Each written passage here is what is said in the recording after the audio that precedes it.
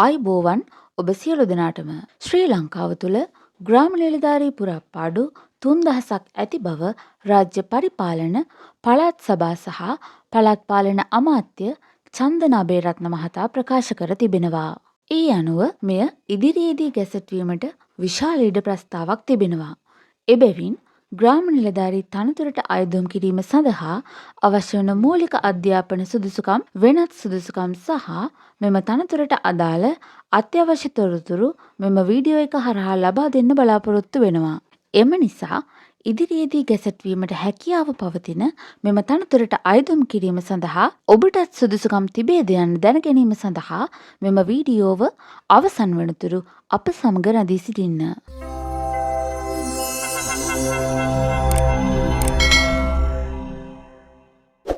ග්‍රාම නිලධාරී 3 වන ශ්‍රේණියට බඳවා ගනු ලබන්නේ ලිඛිත පරීක්ෂණයක් මගින්. මේ සඳහා ස්ත්‍රී පුරුෂ දෙපක්ෂයෙන්ම අයදුම්පත් කැඳවනු ලබනවා. එම පරීක්ෂණය පවත්වනු ලබන්නේ විභාග කොමසාරිස් ජෙනරාල් විසින්. එම තරග විභාගය පිළිබඳ විස්තර කතා කිරීමේදී විභාග මාධ්‍ය වශයෙන් සිංහල, දෙමළ, ඉංග්‍රීසි යන මාධ්‍ය තුනෙන්ම විභාගය පවත්වනු ලබනවා. එහෙත් අපේක්ෂකයන් එක් භාෂා මාධ්‍යයකින් පමණක් පෙනී සිටිය යුතුයි. ඉල්ලුම් කරන භාෂා මාධ්‍ය පසුව වෙනස් කිරීමට ඉඩ ලබා දෙනු නොලැබේ. ග්‍රාම නිලධාරීන් බඳවා ගැනීමේ තරග විභාගය භාෂා හැකියාව, සාමාන්‍ය දැනීම හා අභියෝග්‍යතාවය යන ප්‍රශ්න පත්‍ර දෙකකින් සමන්විත වෙනවා. මෙම ප්‍රශ්න පත්‍ර දෙක සමත් වීමට නම් මෙම ප්‍රශ්න පත්‍ර දෙකටම ලැබිය යුතු අවම ලකුණු සංඛ්‍යාව ලකුණු 40 බැගින් ලබා ගත යුතු වෙනවා. මෙම විභාගයේ එක් ප්‍රශ්න පත්‍රයක් සඳහා ලැබෙන කාලය පැය 1කමාරකි.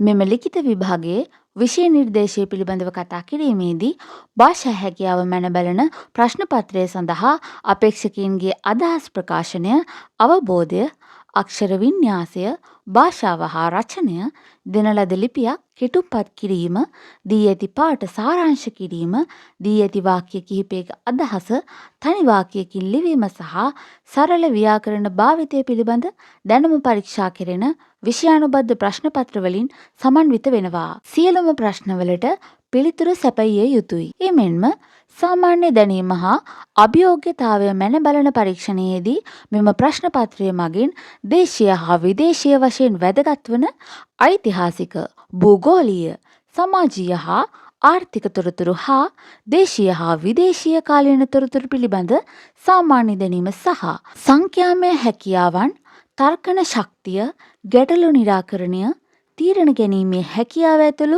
සාමාන්‍ය බුද්ධිය මැනෙන අයුරින් සැකසෙන බහුවර්ණ හා කෙටි පිළිතුරු සැපයීමේ මාදිලියේ ප්‍රශ්නවලින් සමන්විත වෙනවා. මෙහිදීද සියලු ප්‍රශ්නවලට පිළිතුරු සැපයිය යුතුයි. ලිඛිත පරීක්ෂණයෙන් වැඩිම ලකුණු ලබා ගැනීමේ අනුපිළිවෙල අනුව අයදුම්කරුවන් ප්‍රමුඛතාගත කිරීමේදී එක් එක් විෂයට 40%ක් හෝ ඊට වැඩියෙන් ලකුණු ලබා ඇති අයදුම්කරුවන් පමණක් මෙහිදී සැලකිල්ලට ගනු ලබනවා. බඳවා ගැනීමේ ක්‍රමවේදය පිළිබඳව කතා කිරීමේදී එක් එක් ප්‍රාදේශීය ලේකම් කොට්ටාශ මට්ටමින් වැඩිම ලකුණු ලබා ඇති අයදුම්කරුවන් අතරින් එක් එක් ප්‍රාදේශීය ලේකම් කොට්ටාශයේ පුරප්පාඩු සංඛ්‍යාව මෙන් දෙගුණයක අයදුම්කරුවන් සංඛ්‍යාවක් ව්‍යුහගත සම්මුඛ පරීක්ෂණයට කැඳවනු ලබනවා. ලිඛිත විභාගයේ සහ ව්‍යුහගත සම්මුඛ පරීක්ෂණයේදී ලබා ගන්නා ලකුණු වල එකතුවෙන් වැඩිම ලකුණු ලබා සුදුසුකම් ලබන අයදුම්කරුවන් එම ප්‍රාදේශීය ලේකම් කොට්ටාශයේ පුරප්පාඩු සංඛ්‍යාව පිරවීම සඳහා පුහුණු පාඨමාලාවකට තෝරා ගනු ලබනවා. ව්‍යුහගත සම්මුඛ පරීක්ෂණය සඳහා ලකුණු ලබා දෙන ශීර්ෂ පිළිබඳව කතා කිරීමේදී නායකත්වය සඳහා ලකුණු 15කුත්, ක්‍රීඩා කුසලතා සඳහා ලකුණු 5කුත්, භාෂා ප්‍රවීණතාවය සඳහා ලකුණු 10කුත්, පරිගණක දැනුම සඳහා ලකුණු 15කුත්, සම්මුඛ පරීක්ෂණයේදී දක්වන කුසලතාවයට ලකුණු 5කුත් එකතුව මුළු ලකුණු 50කුත් වශයෙන් ලකුණු ලබා දීම සිදු කෙරෙනු ලබනවා. ලකුණු ලබා දීමේදී සලකා බලනු ලබන්නේ රාජ්‍ය ආයතනයකින් හෝ දෙපාර්තමේන්තුවකින් විධිමත්ව නිකුත් කරන ලද සහතික සහ අදාළ කරුණ සනාථ කිරීම සම්බන්ධයෙන් වගකීම පැවරෙන රජයේ දෙපාර්තමේන්තු ආයතනවල මාණ්ඩලික මට්ටමේ නිලධාරීන් නිකුත් කරන ලද සනාථ කිරීමේ ලිපි පමණයි. උදාහරණයක් විදිහට දහම් පාසල් ගුරුවරයෙකු ලෙස කටයුතු කිරීම, ග්‍රාම සංවර්ධන සමිතියක නිලතර දැරීම, ක්‍රීඩා සමාජයක නිලතර දැරීම වැනි කරුණු ප්‍රාදේශීය ලේකම් විසින් සනාථ කළ යුතුයි. ග්‍රාම නිලධාරීන්ට දේශපාලන අයිතිවාසිකම් නොමැති බැවින් දේශපාලන මට්ටමේ සංවිධානවල නිලතල දැරීම සම්බන්ධයෙන් ලකුණු ලබා දීමක් සිදු නොකෙරේ. උදාහරණයක් විදිහට ප්‍රාදේශීය සභා හෝ නගර සභා මන්ත්‍රීවරුන් සමෝපකාර සමිති අධ්‍යක්ෂක මණ්ඩල සමාජිකයින් වැනි දේශපාලන පක්ෂ නියෝජනයෙන් ලබා ගන්නා තනතුරු දැක්විය හැකියි. අයදුම්කරුවන්ට අවශ්‍ය වන අනෙකුත් සුදුසුකම් පිළිබඳව කතා කිරීමේදී අයදුම්පත් බාර ගන්නා අවසන් දිනට පූර්වාසන්න වසර 6ක කාල සීමාවක් ඇතුළත අපේක්ෂකයා තමා තනතුරට පත්වීමට බලාපොරොත්තු වන ප්‍රාදේශීය ලේකම් කොට්ටාශය තුළ අවම වශයෙන් වසර 3ක් අඛණ්ඩව ස්ථිරව පදිංචිව සිටිය යුතුයි. ඒ බව ඡන්දහිමි නාමලේඛනය හෝ ග්‍රාම නිලධාරිය විසින් නිකුත් කරන ලද පදිංචි සහතිකය යන සහතිකවලින් එකක් මගින් තහවුරු කළ යුතුයි. අයදුම්කරු අයදුම්පත් බාර ගන්නා අවසාන දිනට වයස අවුරුදු 21ට නොඅඩු සහ 35ට නොවැඩි අයෙකු විය යුතුයි. අයදුම්කරුවන්ට පහත සඳහන් පරිදි අධ්‍යාපන සුදුසුකම් තිබිය යුතුයි.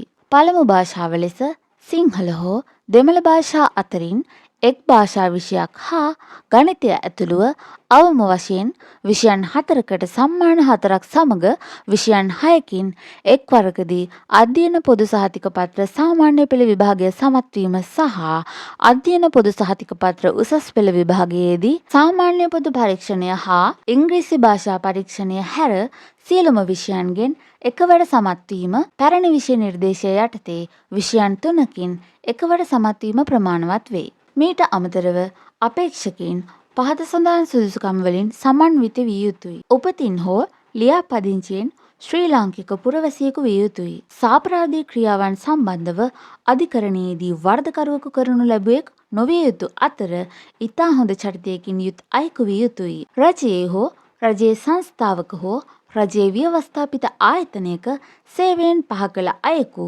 සේවය හැරගිය අයෙකු හෝ අකාර්යක්ෂමතාවය මත විශ්‍රාම ගැන්වූ අයෙකු හෝ නොවිය යුතුයි. වස්තු බංගත්වයට පත්වී ඇති තැනැත්තෙකු නොවිය යුතුයි. යම් ආගමක හෝ ආගමික නිකායක පැවිදිවරයක් දරන තැනැත්තෙකු නොවිය යුතුයි. විශේෂයෙන් මෙම කරුණ පිළිබඳව අවධානය යොමු කරන්න. ඉහත සඳහන් කළ සියලුම තොරතුරු ග්‍රාම නිලධාරී තනතුර සඳහා බඳවා ගැනීමේදී රජය විසින් නිකුත් කළ මූලාශ්‍රවලින් ලබාගත් තොරතුරු වේ. මේවා නව බඳවා ගැනීමේදී යම් යම් වෙනස්කම් සිදුවිය හැකි බව කරුණාවෙන් සලකන්න. ඔබත් ඉහත සුදුසුකම් සපුරා තිබේ නම් සූදානමින් සිටින්න.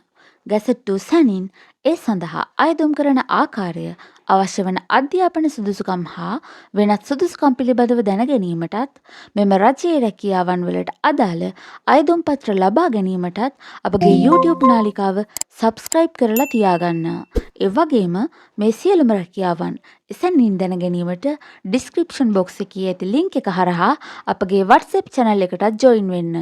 ඒ වගේම මෙම වීඩියෝ එක වටිනවා නම් ඔබගේ මිතුරන් සමගත් බෙදා ගන්න. ඔබට ජය!